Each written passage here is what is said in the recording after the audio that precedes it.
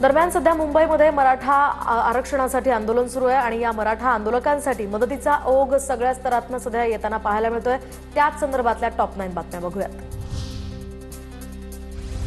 पुण्यातील खेड तालुक्यातील पॉइंट ग्रामस्थांच्या या वतीनं मराठा आंदोलकांना मदत, भाकरी, पाणी, बिस्किट, फरसाणसह विविध खाद्यपदार्थ भरून गाडी मुंबईच्या दिशेनं रवाना।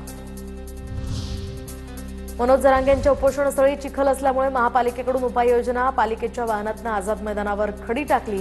आतापर्यंत चिखलावर 5 ट्रक खडी टाकून झाली आहे। जेवणाची शिदोरी घेऊन काही मराठा बांधव सीएसएमटी परिसरात दाखल, आझाद मैदानासह परिसरातील आंदोलकांना शिदोरीचं वाटप। मराठा बांधवांच्या सकाळच्या नाश्त्याची ही सोय, चहा बिस्किटांसह विविध पदार्थांचं वाटप। राज्यातील अनेक भागांमधनं मराठा बांधवांसाठी मोठ्या प्रमाणात शिदोरी मुंबईत दाखल। मुंबईमध्ये खाऊगल्लीत मराठा आंदोलकांची गर्दी, सकाळी नाश्ता करण्यासाठी मराठा आंदोलक या ठिकाणी जमले।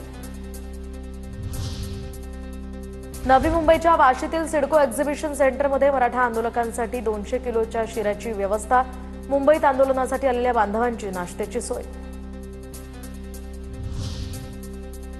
मुंबईत गेलेल्या मराठा बांधवांच्या मदतीसाठी परभणीतही मोठा प्रतिसाद, परभणीतून 75,000 लोकांच्या जेवणाचं साहित्य मुंबईसाठी रवाना। परभणीच्या पूर्णा तालुक्यातील शिरशी या गावातनं सुद्धा मुंबईत मराठा बांधवांसाठी मदत, 5,000 भाकऱ्या आणि चटणी आंदोलकांसाठी रवाना। मुंबईत एमएससीबीच्या कर्मचाऱ्याला भोवळ, मराठा आंदोलकांकडून भोवळ आलेल्या व्यक्तीला मदत करण्यात आली।